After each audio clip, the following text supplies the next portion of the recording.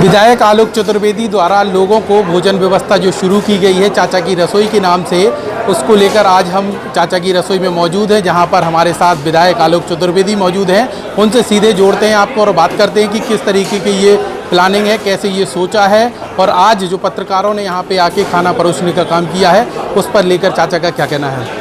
विधायक जी, यहाँ पे जिस तरीके से आपने चाचा की रसोई शुरू की है, इसके पीछे उद्देश्य क्या है, कैसे ये थीम दिमाग में आई थी करना है?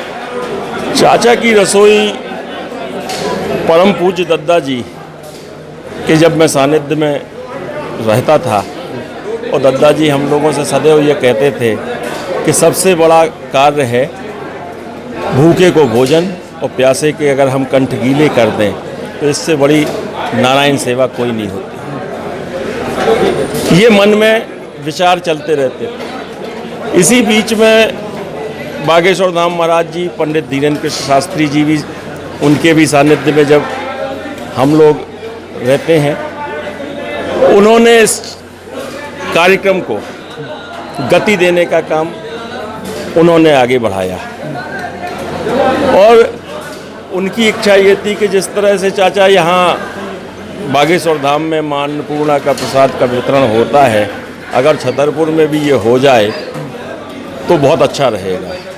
फिर बाकी मैं पहले कह चुका हूँ कि ईश्वरीय प्रेरणा और गुरुओं की कृपा से ये कार्य शुरू हुआ और अब चाहे मेरे अंदर या बच्चों के अंदर या आप सबके अंदर वो भाव स्वयं जागृत हो गया है कि ये रसोई हमारी शहर की है, नगर की है और इस रसोई से हमारे शहर और नगर की प्रतिष्ठा आगे बढ़े।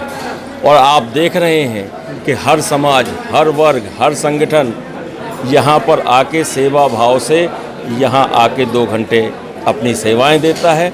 हर गरीब, ज़रूरतमंद, भूखे व्यक्ति को हाथों से परस के भोजन करवाता है। और आप ये भी देखा आपने कि यहाँ भरपेट भोजन की व्यवस्था है। हम भरपेट भोजन करवा रहे हैं और आप लोग स्वयं उस चीज़ को देख रहे हैं और भोजन पाने के बाद जो लोगों के भाव हैं या लोगों की जो ज़रूरत थी वो पूरा हो रहा है।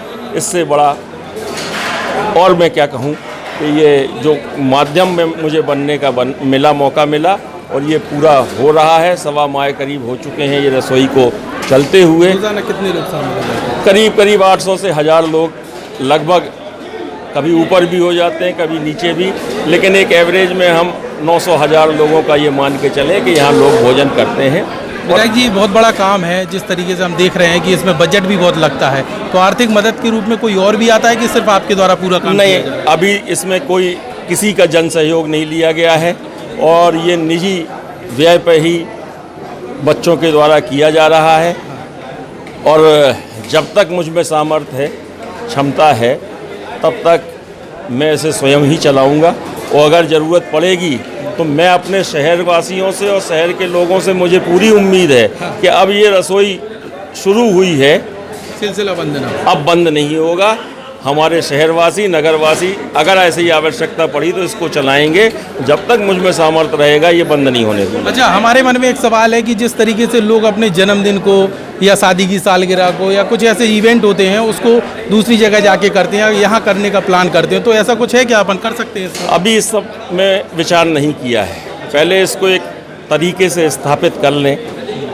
अभी महीना 1.25 महीना हुआ है, 2-3 माह इसको स्थापित कर लें और अगर लोग अपने माता पिता के, बच्चों के नाम पर यहाँ गरीब व्यक्तियों को वो प्रसाद वितरण कराना चाहते हैं तो ये मैं पहले कह रहा हूँ कि ये मेरी रसोई नहीं है, ये शहर की रसोई है, नगर की रसोई है। लोग उसमें कर सकते हैं, अपना बैनर लगाएं, अपना उस तरह से करें। मुझे उसमें धीरे धीरे बनाएंगे व्यवस्था, कोई आपत्ति नहीं होगी। हम जिस तरीके से देख रहे हैं कि यहाँ पे कॉलेज के स्टूडेंट भी आते हैं, गरीब लोग भी आते हैं, ज़रूरतमंद भी आते हैं और लोग भी कोई ऐसे भी आते हैं कि जो देखते हैं कि चाचा की रसोई में आज खाना खा के देखें कैसा स्वादिष्ट भोजन है, तो इसका मेन्यू क्या रहता है और कौन कौन से वर्ग के लोग यहाँ पे खाना खाने आ रहे हैं? देखिए, मेन्यू जो यहाँ पर एक टीम काम कर रही है वो स्वयं निर्धारित करते हैं और ये तय किया हम लोगों ने, सब लोगों ने, कि रोटी और चावल तो बनना ही रोज़ है, लेकिन दाल और सब्जी रोज़ अलग अलग बने तो लोगों को स्वाद में भी परिवर्तन होगा। और कई लोग ऐसे भी हैं कि जो रोज़ आते हैं, बहुत से बच्चे जो आप देख रहे हैं कि जो पढ़ रहे हैं वो यहाँ भोजन पा रहे हैं, तो उनसे आप पूछें कि उन्हें घर जैसा भोजन मिल रहा है और रोज़ एक सा भोजन मिलता तो शायद लोगों को आने की उतनी इच्छा भी ना होती। और कुछ लोग रसोई देखने को भी आते हैं, कुछ अस्पताल में परेशान लोग वो भी यहाँ भोजन करने आते हैं।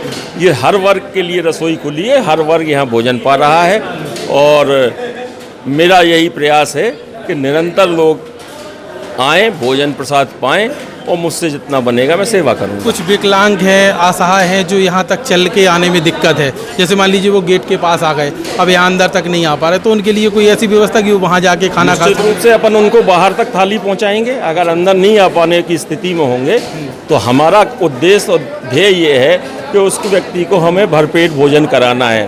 अपने जो यहाँ सेवादार लोग हैं वो सेवा करेंगे और वहाँ उनको भोजन कराएंगे।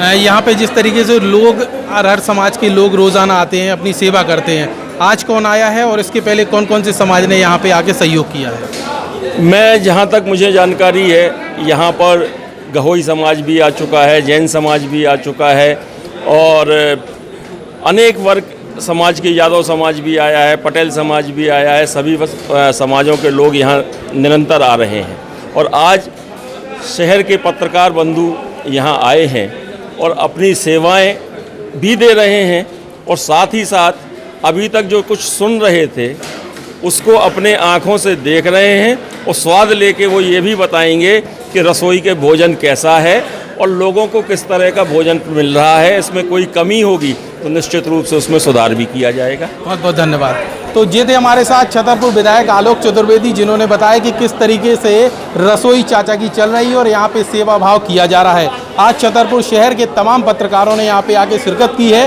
और यहाँ पे लोगों की सेवा की है, भोजन कराया है।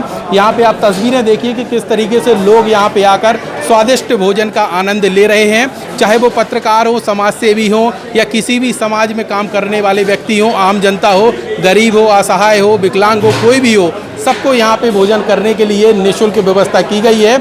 और ये चाचा की रसोई का सिलसिला 15 तारीख को शुरू हुआ था, जो अनवरत रूप से आज सवा महीना पूरा हो चुका है और लगातार जारी रहेगा। यहाँ पे यह भी प्लानिंग की जाएगी कि अगर कोई सहयोग करना चाहता है या जो भी करना चाहता है उसकी भी वैकल्पिक व्यवस्था खोजी जाएगी, बैठक की जाएगी। साथ ही यहाँ पे लोगों को अगर पार्टी करना है, जन्मदिन मनाना है या बरसी मनाना है तो उसको लेकर भी छतरपुर विधायक का कहना है कि हम विचार करेंगे और यहाँ पे अगर संभव हो सकता है तो उसको भी शुरू किया जा सकता है। छतरपुर हलचल के लिए लोकेश चौरसिया।